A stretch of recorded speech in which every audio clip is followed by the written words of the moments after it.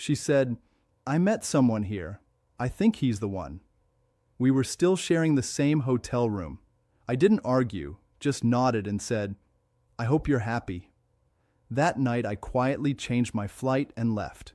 3 days later, when she unlocked the apartment door, she realized something inside had changed long before she arrived.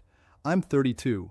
I work in logistics, the kind of job that runs on spreadsheets and conference calls, and a quietly suffocating sense that the days are passing faster than you're living them. I'm not dramatic by nature. I don't catastrophize. I've always been the person in the room who stays calm when things go sideways, who measures twice before saying anything, who absorbs the tension in a room the way concrete absorbs heat, slowly, invisibly, until one day the surface just cracks. That is the only context you need to understand everything that follows. My wife and I had been together for 6 years, married for 3. We met at a mutual friend's backyard dinner, and the thing I remember most about that first night isn't what she was wearing or what she said, it's the quality of her attention. She listened like she meant it, like your words mattered to her in a physical way. I had never felt that from anyone before, not in the way that makes you reach for your drink just to have something to do with your hands while you figure out how to deserve it. I fell into that attention like falling into warm water. By year 4 of the relationship, the attention had shifted. Not dramatically, not in ways you could name in a sentence. More like a tide pulling back so slowly, you only notice the shore has changed when you look up one day and realize you're standing on wet sand where there used to be waves. We had our rhythms. She had her work friends. I had mine. We had a 2-bedroom apartment in the suburbs with off-white walls and a kitchen island I had spent an entire weekend installing, which she photographed for her social media and which I cleaned every Sunday morning with a specific granite cleaner I kept under the sink. Our life looked immaculate from the outside. The problem with immaculate is that it requires constant maintenance, and maintenance eventually starts to feel like performance. The trip was her idea.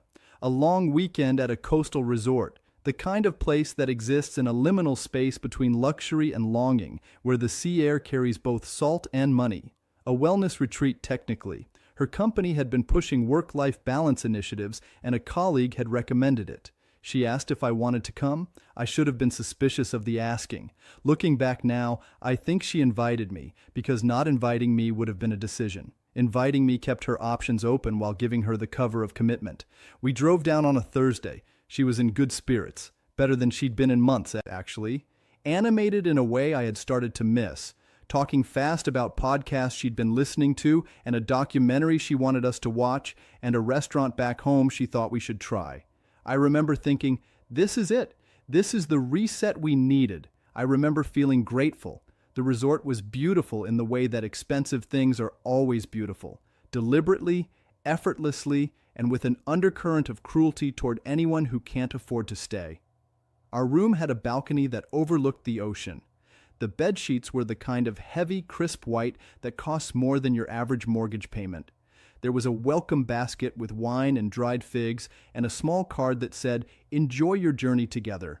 I put the card on the nightstand. She put it in the trash. The first evening, we had dinner at the resort restaurant. She was on her phone more than usual, but I told myself it was work. She had a project wrapping up, something with a difficult stakeholder. I ordered the fish. She ordered a salad she barely touched. We talked about whether we wanted kids, not in the way couples usually discuss it, not warmly, not with that half-nervous, half-excited energy, more like two people reviewing a contract, both looking for the clause that might get them out of it. That night she slept facing the wall. I stayed awake watching the ceiling fan turn, listening to the ocean outside, and trying to name the feeling in my chest that was too quiet to be alarm and too persistent to be nothing. The second day, she was gone when I woke up. A note on the pillow said yoga class, back by 9. By 11, she still wasn't back. I texted. The response came 40 minutes later. Ran into someone from the wellness sessions, having breakfast. Don't wait for me. I didn't wait. I took a long shower and sat on the balcony with coffee and watched the waves and told myself this was fine. This was normal. People meet people on retreats. That is the whole point of retreats. She came back at 1 in the afternoon. Her cheeks were flushed in a way that had nothing to do with sun. She smelled faintly of someone else's cologne. Not aggressively, not obviously, just enough to register in the back of your brain as a wrong note in a familiar song. She kissed my cheek and said she was going to shower. I sat with that for a long time.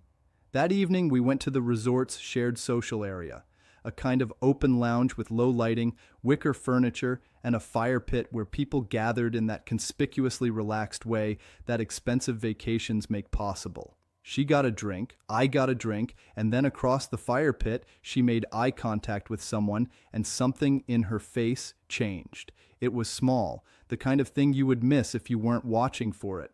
A loosening, like a door opening just a crack, before someone remembers to hold it shut. She turned back to me and smiled, and the smile was warm and real and completely for me, and somehow that made it worse. I watched him for a while. He was tall, loose in the way of men who have never been told no in the right voice. Mid-30s maybe, with the kind of easy confidence that either comes from money or from never having to work too hard for anything. He glanced at her twice in the next 20 minutes. She glanced back once. I said nothing. I never say anything right away. That is both my best quality and my deepest flaw. We went to bed. She fell asleep quickly. I lay awake until 2 in the morning. The next morning, I went down to the breakfast area and ordered food, and sat at a table near the window and watched the tide. She came down 20 minutes later, showered and bright-eyed, wearing a dress I hadn't seen before. I noticed it in the way you notice a puzzle piece that doesn't quite fit, and she kissed the top of my head and asked if I'd slept okay. I said fine. She sat down. He walked in 7 minutes later. I know because I was watching the clock. She registered him without looking up from her phone. That was the tell.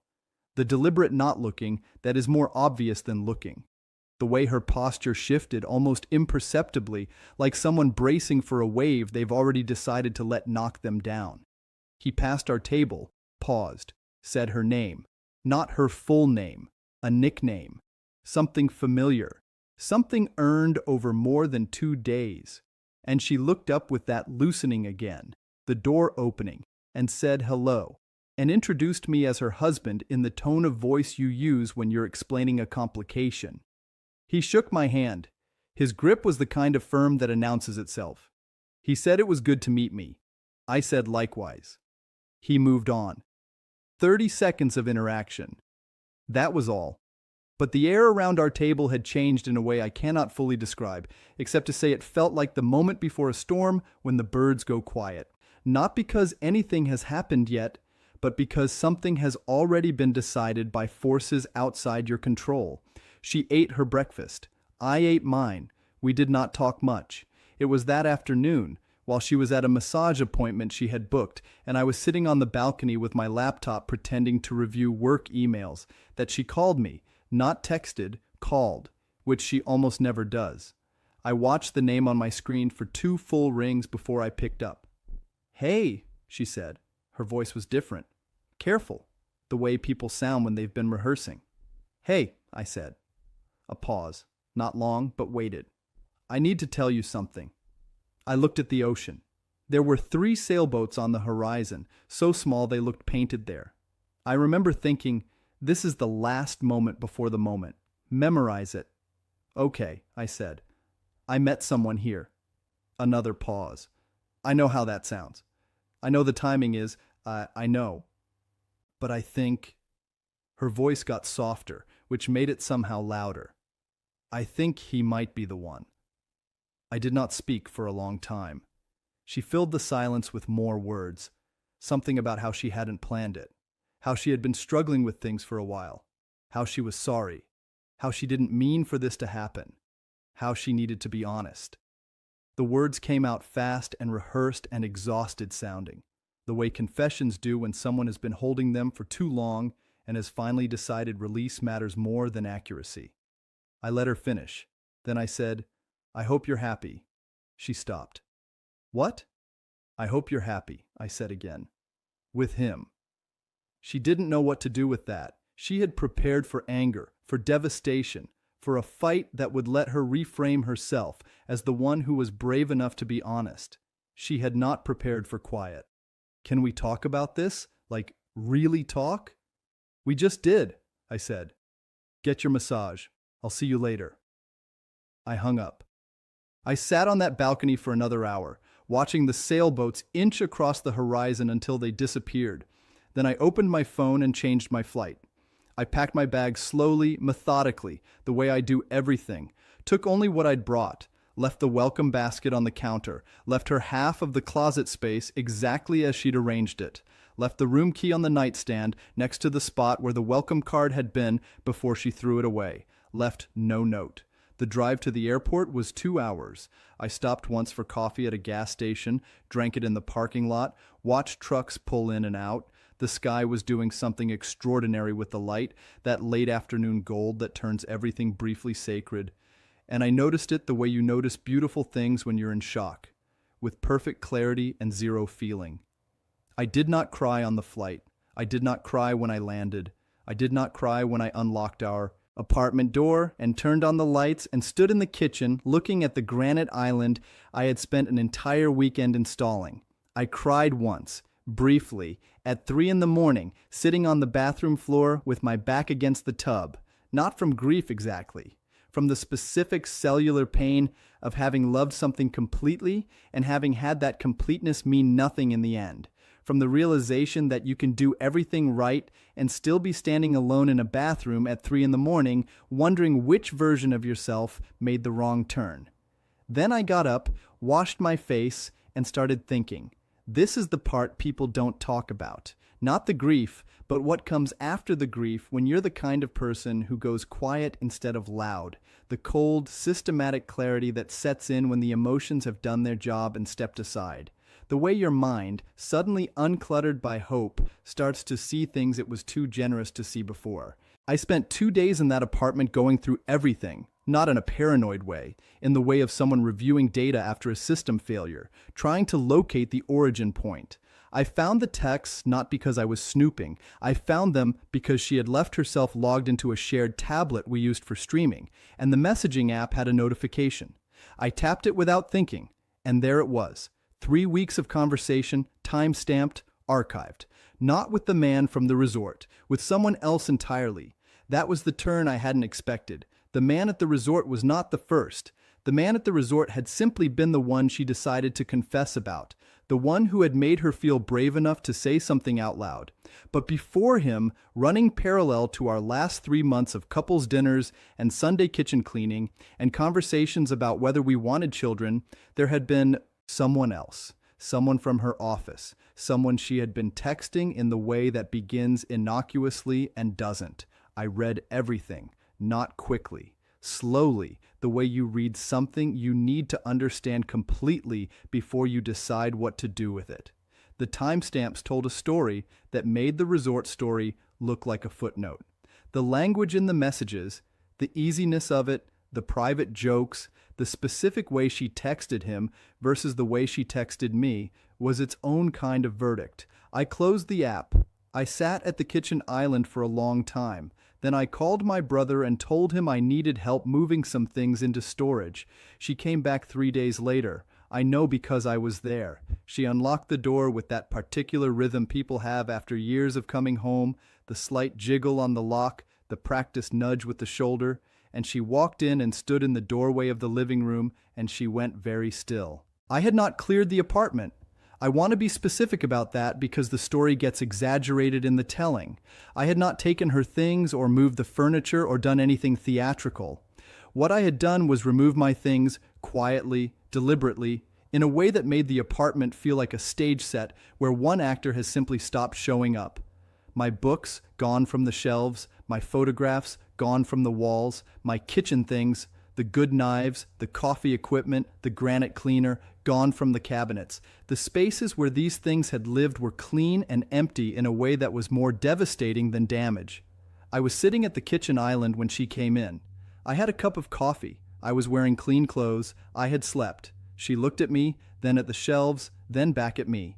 Her face went through several things before settling into something complicated. "When did you—" she started. 3 days ago, I said. She set her bag down slowly. "You were just here, waiting." I was packing. She walked further into the apartment, taking inventory. The bedroom, the bathroom. She came back looking like someone doing the math on a number they don't want to accept. "You're leaving," she said. Not a question. "I've been gone," I said. I was going to explain everything. There's more to this than what I said on the phone, and you just left without even... "I read the messages," I said, "on the tablet." The silence that followed was a different kind than the one on the phone. On the phone, the silence had been shock. This silence was the specific, airless quiet of someone realizing the map has been read. She sat down on the couch. "Okay," she said. "Okay," I said. "I don't know what you want me to say." "I don't want you to say anything," I said. "I don't need an explanation. I understand what happened. I'm not here for a conversation." "Then why are you here?" "I own half of this apartment," I said simply. "I'm here to finish packing." We did not have a long fight. She tried once. She said something about how I had been emotionally distant, how she had been lonely, how this was a symptom of something that was already broken. And I listened to all of it and waited until she was finished and said, "I'm not interested in revisionist history tonight." She went quiet after that. She knew me well enough to know that quiet in return meant the conversation was over. I finished packing. It took another 2 hours. She sat in the living room most of that time, and at one point she was on the phone talking quietly in a way that I recognized immediately. The same careful cadence as the phone call at the resort, the same practiced softness.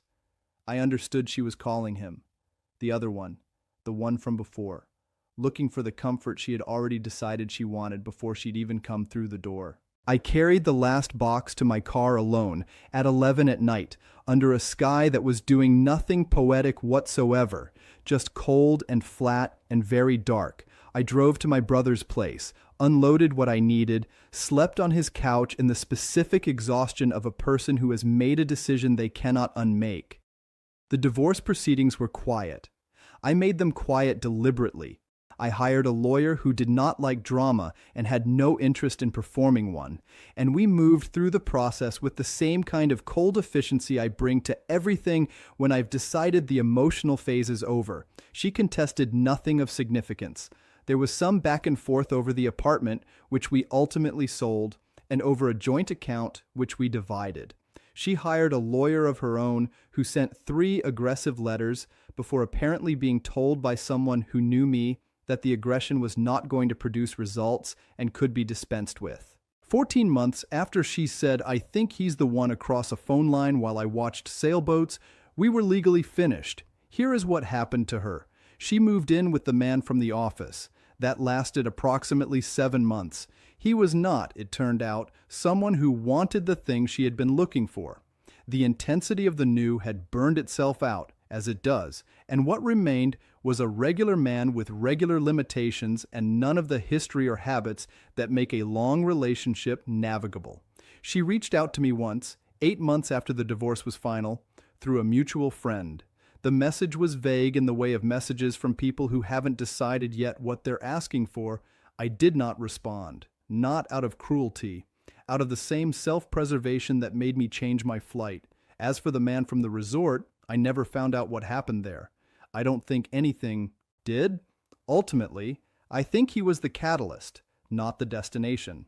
I think she used his attention to make a decision she had already arrived at and didn't know how to execute.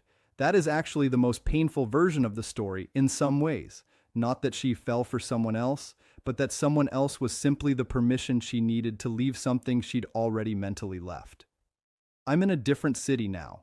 I have a smaller apartment that I furnished deliberately, nothing I brought from before, nothing that holds residue. The kitchen island is a simple butcher block I bought from a salvage store and sealed myself on a Sunday afternoon with the windows open and music playing and no one to photograph it for their social media. I clean it with whatever's under the sink. There is no specific product. I'm not happy exactly, but I am not pretending to be something I'm not, and there is a particular relief in that which I had not fully appreciated until I lost it the first time. Edit. A few people have asked whether I regret not fighting harder, not having the big confrontation, not demanding more of an explanation. The answer is no, and let me be precise about why. The confrontation would have been for her benefit, not mine. It would have given her the chance to be the person who was honest, the person who was brave, the person who endured the storm of my anger and came out the other side having paid some emotional tax that cleared the ledger. I denied her that. Not maliciously, just practically. I didn't owe her my rage. My rage belonged to me, and I spent it privately, in ways that did not include giving her the starring role in my worst moments. Edit. Several people have also asked about the colleague, whether I said anything at work, whether there were professional consequences. I knew where he worked, but we didn't share a workplace, so there was nothing directly applicable. I'll say this. I am a person who believes consequences should be proportionate and organic rather than engineered. What I did was refuse to smooth things over, refuse to maintain shared social infrastructure, refuse to attend mutual events where pleasantries would have been required. The social cost of what she did was not something I manufactured. It was something I simply stopped preventing. Edit. The question I get most, in various forms, is, did you love her? Yes. Completely, without reservation. That is not a complication in this story. That is the story. You can love someone completely and still recognize clearly and without drama that the thing you loved has ended and that staying would be a kind of slow violence against your own life. The grief and the decision can coexist. They did, in me. The granite cleaner is still under my brother's sink, actually. He uses it now. That is the least poetic detail in all of this, and for some reason it is the one I keep coming back to. The ordinary persistence of things after the story they were part of has finished. The way life continues to require maintenance, regardless of what happened last month or last year. The way you just keep buying the cleaner, the way you just keep cleaning the counter, the way the surface holds and the surface holds and the surface holds until one day, quietly, it cracks. And then you learn to live with the crack, and eventually the crack is just part of the texture, and eventually the texture is just your life, and your life is just yours again. And that is both the loss and the beginning of something you don't have a word for yet. I don't have a word for it yet, but I'm in no hurry.